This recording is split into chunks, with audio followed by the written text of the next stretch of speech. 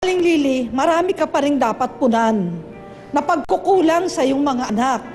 Huwag mo sabihing matitigas ang ulo nila.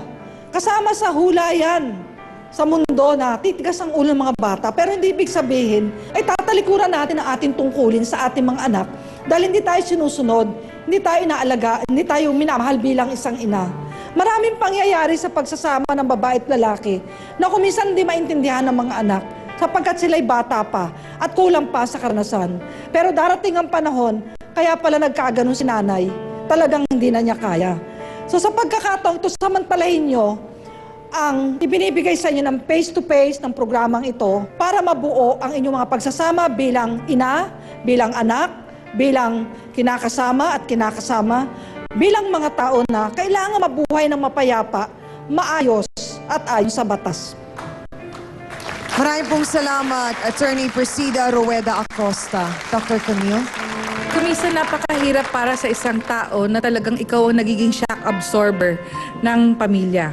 Lalo na sa nangyari kining na talagang ang nangyayari ay nag-i-induce siya ng self-pity dahil nakikita niya na naawa siya sa sarili niya dahil ganito ang nangyayari. Talagang feeling niya talagang pinagtakluban na siya ng mundo. Pero ito rin ang paraan para sabihin na natin na mas matuto ka sa buhay at mas alam mo ang gagawin mo pag ikaw ay talagang meron ng anak at hindi mo gagawin ang nangyari sa inyo.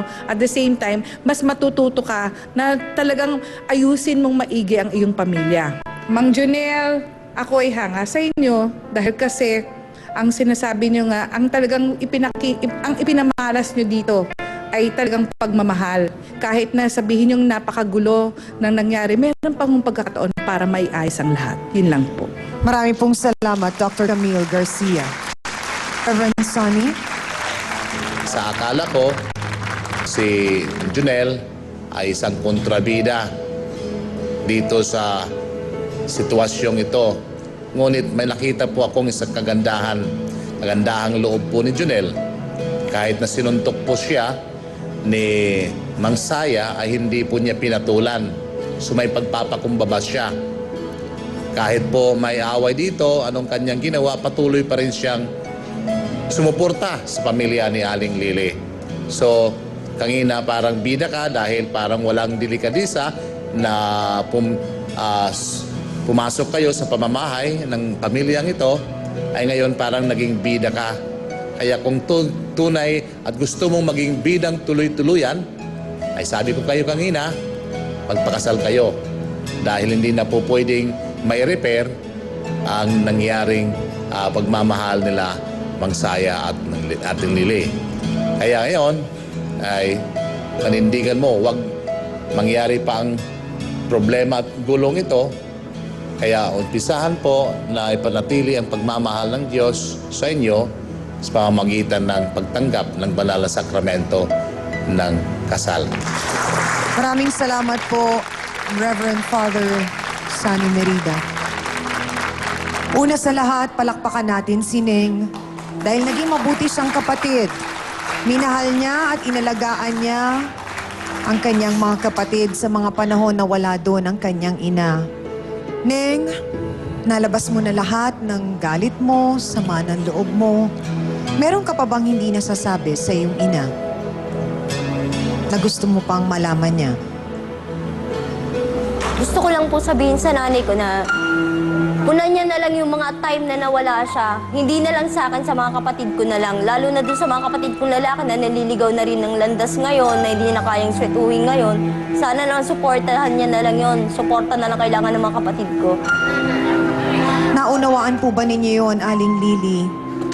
Hinahanap po kayo ng inyong mga anak. Uy, bulo naman ako. Tatlong linggo.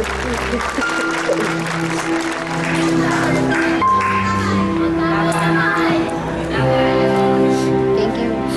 Thank you na lang sa lahat. Kay tatay daw.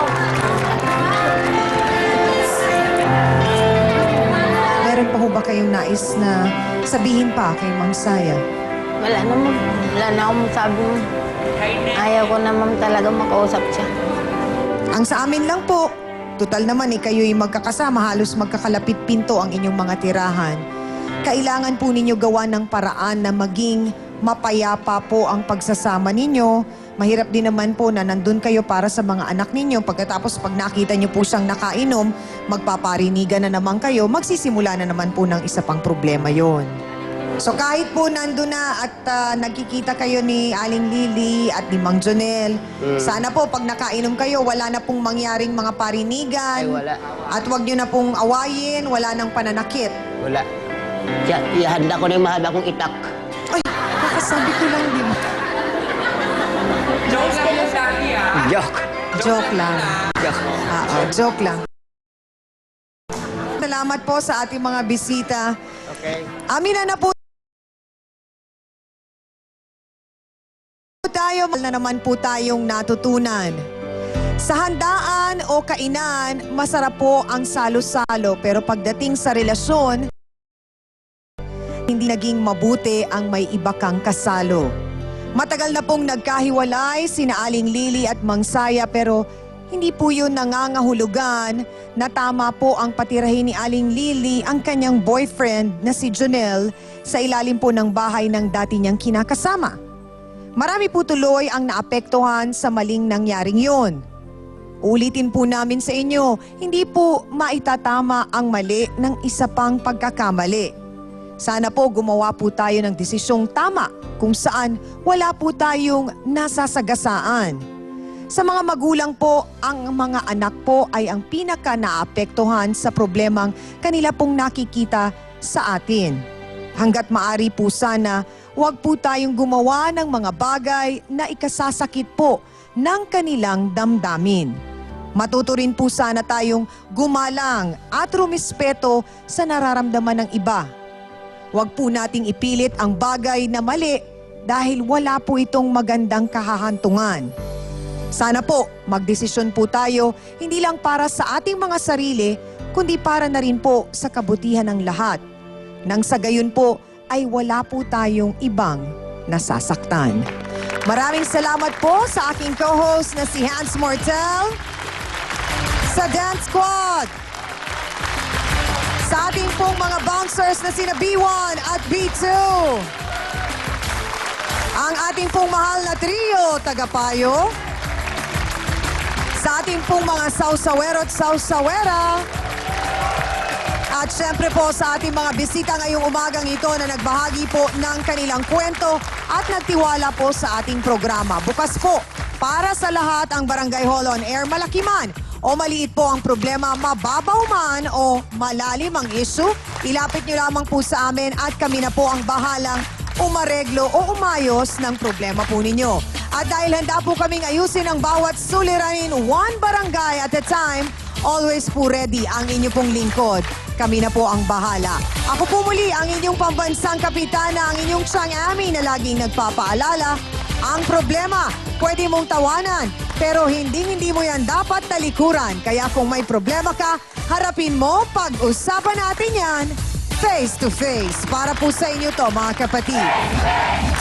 Si Bieber kay ate unang dumapo. Shota ko po yung tomboy. Anong pangalan ng tomboy? Si Tom po. Si Tom? Opo. Ang pangalan ng tomboy ay si Tom? Si Tom. Okay. Tinali pati si Bunso. Bakit si Tom pa?